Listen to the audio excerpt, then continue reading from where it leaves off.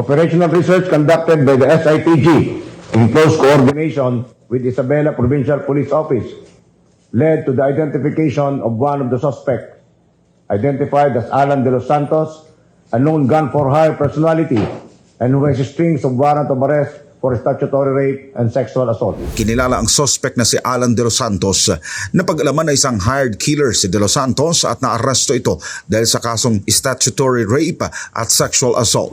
Noong November 15, kitang-kita sa CCTV footage ang pamamaril ng dalawang suspect sa dalawang pasahero sa loob ng Victory Liner bus habang natutulog.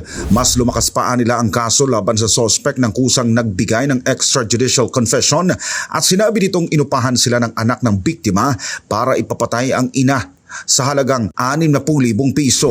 A friend of them contacted them and informed that while browsing the Facebook of the grandson of victim Gloria, nakita niya yung isang suspect, picture ng suspect together with the family of yung anak ng biktima. We verified that there were warrant of arrest issued against the suspect. So nagconduct kami ng follow-up that leads to his arrest in Dilasag, Aurora.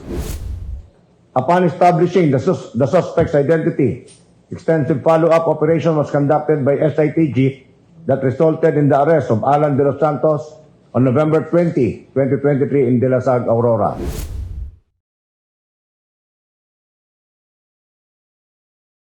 Napasakamay na ng Police Regional Office 3 ang isa sa mga pangunahing suspects sa naganap na shooting incident sa loob ng isang bus sa Nueva Ecija nitong nakaraang buwan ng Nobyembre. Sa ilalim ng pinaigting na investigasyon at operasyon laban sa gunman, kinilala ang suspect na si Alan De Los Santos na pag-alaman na isang hired killer si De Los Santos at naaresto ito dahil sa kasong statutory rape at sexual assault.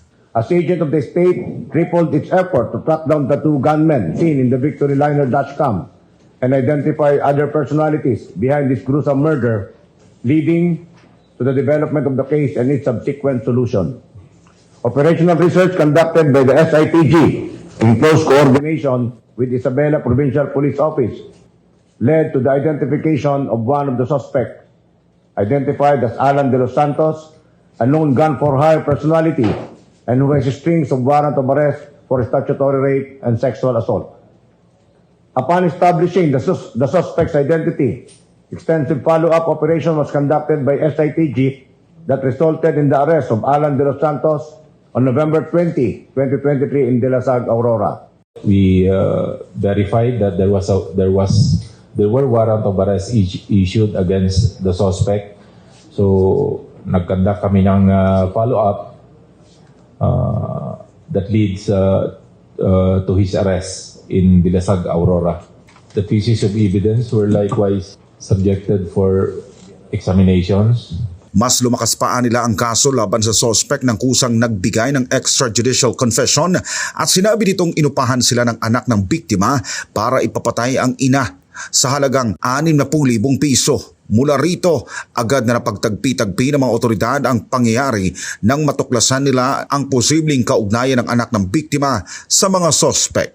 A breakthrough came when the sister of victim Gloria relayed information that a friend of them contacted them and informed that while browsing the Facebook of the grandson of victim Gloria, nakita niya yung isang suspect, picture ng suspect together with the family of yung anak ng biktima. Kaugnay rito, agad na sinampahan ng kaso ng mga pulis ang gunman na si De Los Santos at 4 na iba pa bilang tugon sa panawagan ng pamilya ng mga biktima na makuha ang hustisya para sa kanilang napatay na kaanak. Justice has been served to the victims and their bereaved families with the identification, arrest, and filing of criminal complaints of murder before the prosecutor's office.